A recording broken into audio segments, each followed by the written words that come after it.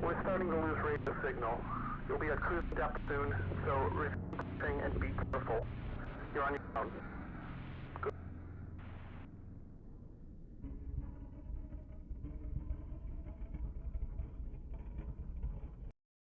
Horror is an extremely subjective and risky topic to base a game around. What may seem scary to someone could be laughable to another person. A major criticism for horror games being made today is what plagues just about every game.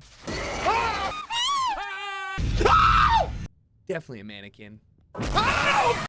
Jump scares, which is essentially just putting an air horn to your ear and blaring it unexpectedly for a second, making you forcibly jump.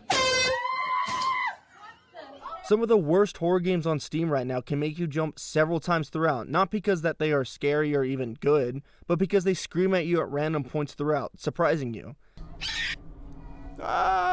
Sure, these can work in making someone visibly react, but it's just cheap, and nothing is gained from them, especially if they're not even earned. Then comes a new indie game simply titled Iron Lung.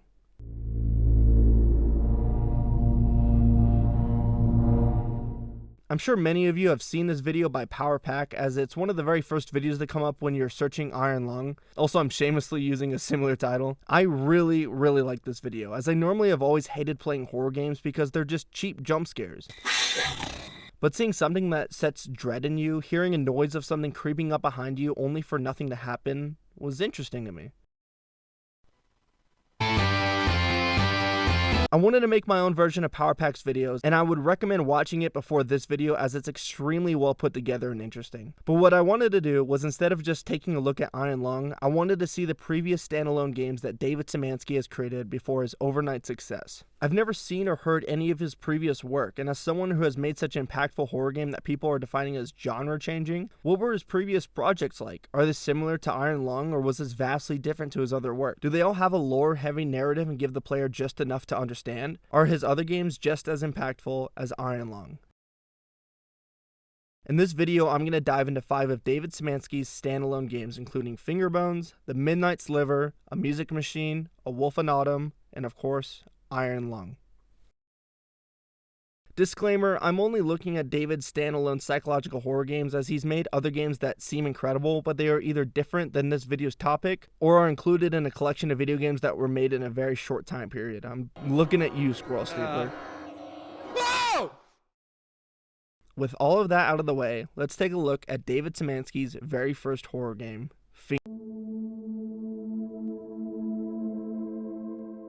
Well, this game is certainly something. Fingerbones is a free, short horror game initially released on March 20th, 2014, and later came out on Steam on August 3rd, 2015. This game was David Szymanski's first attempt at a psychological horror game, and to be completely honest, it does an incredible job. I came into all of these games completely blind, which I would totally recommend if you decide to play this game, or even any of them. With that being said, however, this game is pretty disturbing. This game takes place in a survival bunker after an apocalypse, and you play as a character that you don't know yet, reading leftover notes. That's the entire game. There's no jump scares, adventures, cutscenes, or even visible characters seen. If it's not fun, why bother? If this sounds boring or underwhelming to you, just know that this is probably one of my favorite horror games I've played in a while only being 30 minutes long.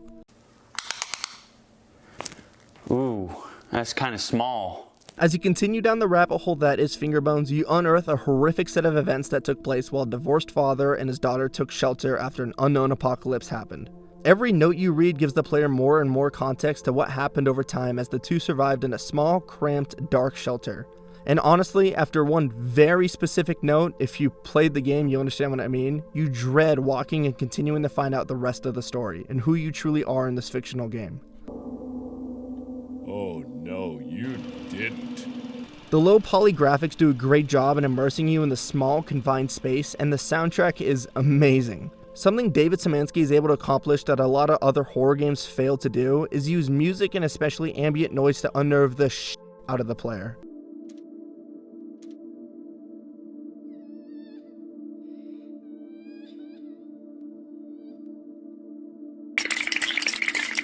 You'll just be walking around the shelter, terrified of opening doors or continuing the story only because of what you're hearing in the background, even though there isn't any threat or anything in this game other than some notes and buttons, and you're terrified to look around every corner. This is a very short game, only taking me around 20 minutes to complete. It has a handful of puzzles that can be solved pretty easily by just paying attention to the notes. One of them was kind of weird to me and is overall just an amazing yet very disturbing horror experience.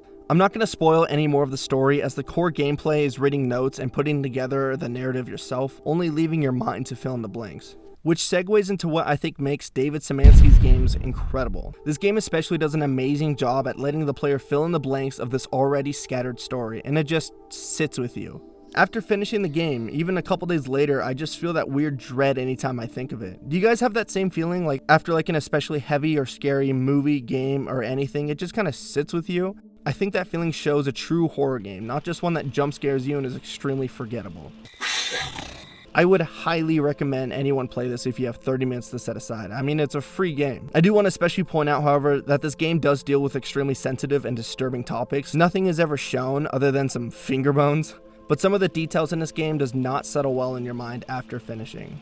This game is incredible, an overall amazing horror experience that truly defines what it means to be scared.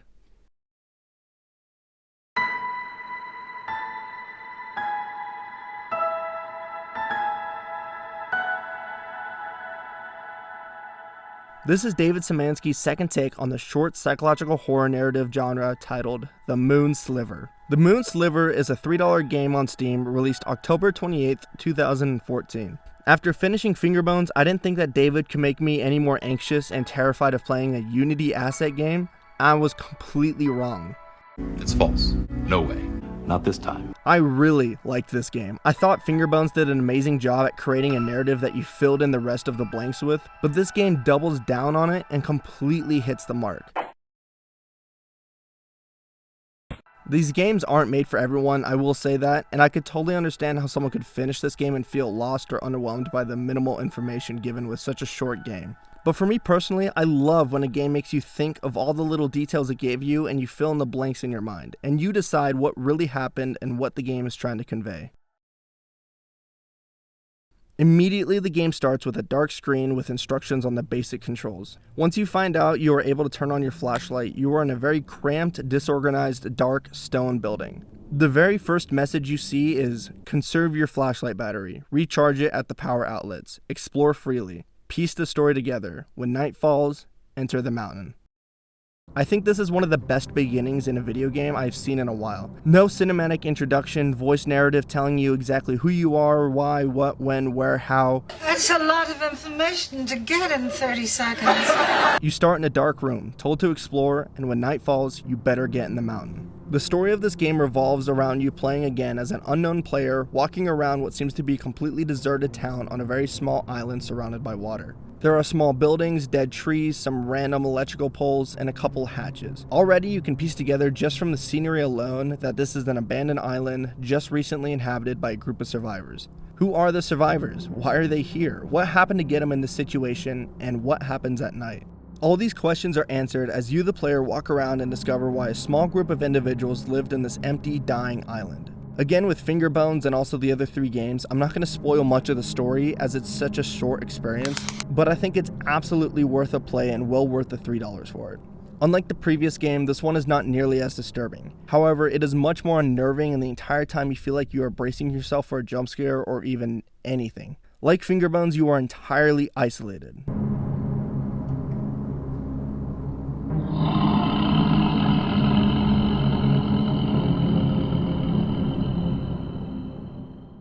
Or are you? There is a lot more reading in this game, and there are sometimes huge wall of text. So be prepared to be a bit confused at first and overloaded with information. I don't know what the that was. But it makes the realizations and conclusion hit that much harder with so much more context. Another interesting aspect of this game, and kind of his other work too, is that there's a religious theme to the entire experience. This one is much more apparent than his other works, but it seems to be kind of a running theme of his games that always includes some kind of religious tie-in. I do wish the visuals were more stylized than just using Unity assets. At this point, they are so generic and overused it can throw someone off immediately. However, this game came out 8 years ago, so it's not much of a complaint, just an observation. The music and ambient noise in this game is what I think carries the entire experience, just like Fingerbones. I always feel like a noise or lack of can be so much more impactful than the newest and greatest visuals. You'll be constantly hearing the wind getting louder and louder as night falls, the intense booming of the underground hatches, and maybe even something lurking nearby. I love this game. I think it's a perfect experience for anyone to enjoy without being too disturbing, a jump scare fest, or boring. It is the perfect collection of storytelling, musical and ambient noise, and a conclusion that leaves you sitting in your chair wondering what is truly humankind's greatest enemy.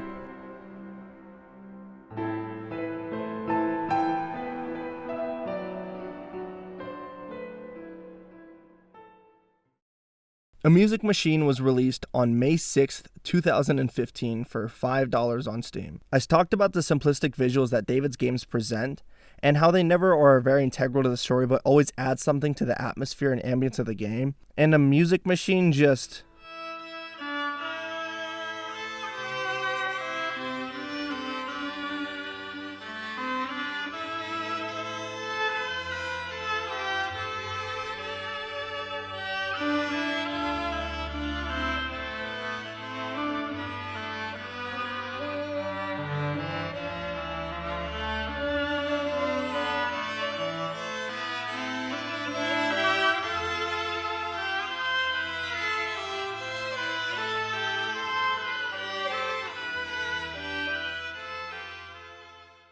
is nothing less than incredible. I cannot express how amazing this game looks. When I first saw the entire game as monochromatic from the Steam photo library, I didn't know if it was trying too hard to be unique and would eventually just be a strain on your eyes, or if it would just make the game feel that much more immersive. And I was so happy to learn that it was the latter. I can talk about the visuals forever, but what's even more impressive is that the unique graphics this game presents actually works with the game world incredibly. This time you know exactly who you are. You are named Quentin, a 34-year-old man who died and is now a ghost who is controlling Haley, a 13-year-old girl. Now, when initially hearing this, I know it gives off a pretty weird vibe, but very shortly you learn exactly why he is controlling her and what is happening. Just to give a little bit of spoilers, very shortly in the game you learn that Haley did something to get Quentin killed, and as revenge he gains control of her body and wants her to suffer the same fate. Yeah, it's pretty dark. I know I haven't touched on the story in these games because I want you to fully experience them yourselves. Even just a little bit of context can honestly ruin the whole experience, but remember that these are psychological horror narratives. There are some very dark tones and situations that you'll experience in each one of these games. This game is just like the Moon Sliver, also has very religious tones to it, as your main point of travel is from a church with no doors, and you speak to a chair that is basically a god. Yeah, I know that's spoilers, but it's kinda awesome, and you won't know why until you play the game. Do chairs exist? Like I said previously, the visual is completely intertwined with the story, as the entire experience is almost fantasy-like. With the previous games being set in a more realistic world, this one is set in a very distant world, far from what anyone could imagine. Being David's third entry into a psychological horror narrative, this one actually includes saving as it's a longer game, and pushes the player to fully explore the different worlds presented. Since it is longer, however, it can show more flaws than the previous titles. That's quite big. I think that the story can be kind of all over the place, which is kind of the entire point, but unlike the Moon Sliver or Fingerbones, there is much more room for theorizing and confusion, as there are just crazy different elements presented. Also, this game shows more gameplay flaws than previous titles. Since the other games were so much more basic, there was very little room for bugs and glitches, but in this game you can interact with many different parts of the world by picking them up and throwing them, and it's not always the smoothest when using them. Those are honestly just very small nitpicks and nothing that actually hinders from the game itself. The small buggy gameplay elements were just the first time I felt a little bit disconnected at points throughout the game, as boxes would fly around and phase into other things. Also, something that is first seen in David's titles is that there are different endings based on the choices that you make. It's not some Walking Dead kind of choices made throughout the entire experience, but there are obvious decisions near the end that can greatly affect the conclusion. I love this game. The story is uncomfortable yet calming and unique. There are different worlds that could have their own lore themselves, which can be overwhelming at times, but all falls together to bring either a very depressing or bittersweet conclusion.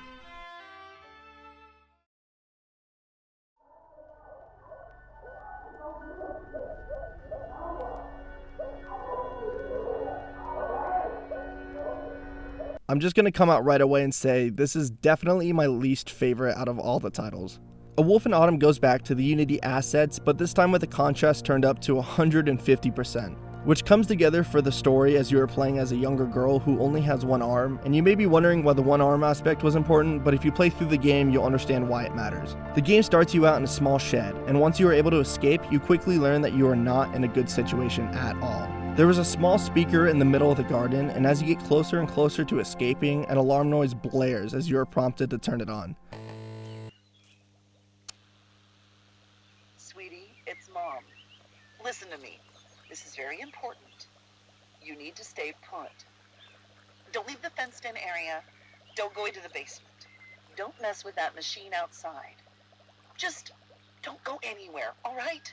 Okay, thank you. Gotta get back to work. And a woman who is seemingly your mom is trying to convince you to stay and not escape, as there are wolves around the area that are dangerous. At first, I really liked how this game started. It's extremely unnerving right from the start, and pressing the button each time you're getting closer and closer to escape, only to hear the voice getting more and more aggressive, is just incredibly unnerving. I am your mother. You will obey me. However, I do think that the gameplay in this one is by far the weakest. It is more of a puzzle game than just a walking simulator like the other titles, and it just doesn't hit the mark for me.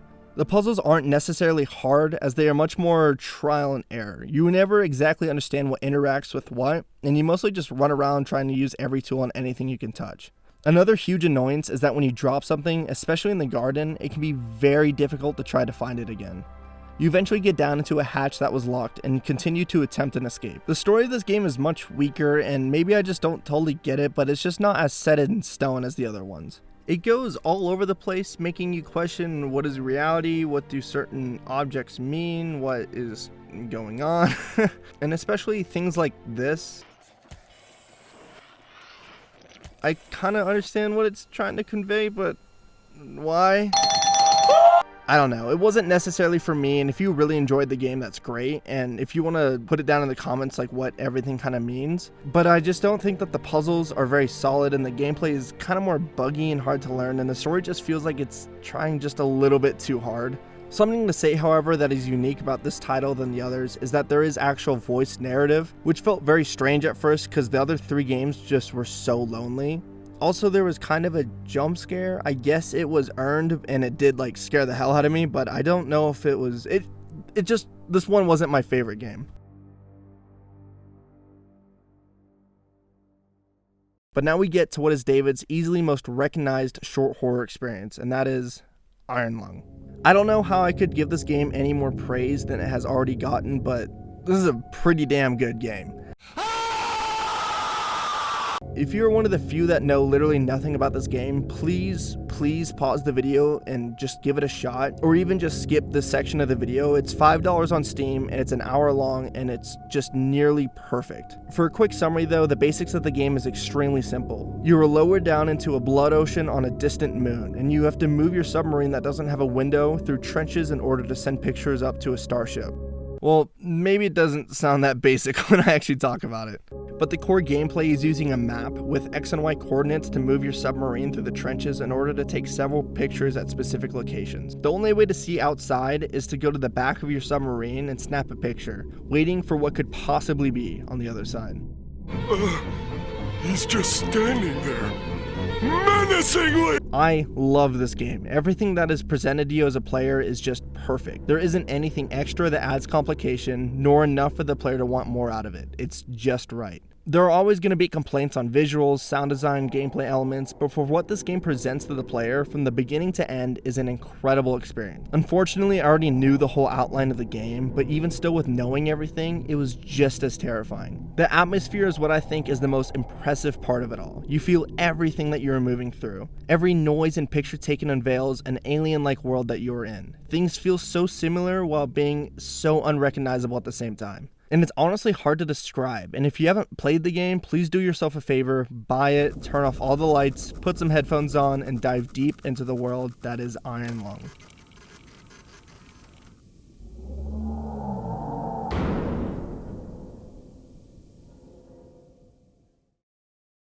Horror games have so much potential, and it is always amazing to see a small indie game succeed against all the odds.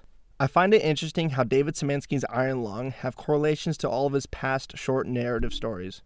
Simple gameplay, an interpretive narrative, low poly graphics, amazing music and ambience, and a religious reference. David has proved time and time again that he is capable of incredible games, and I'm sure any support given his way is more than enough for him to continue making these games in the future.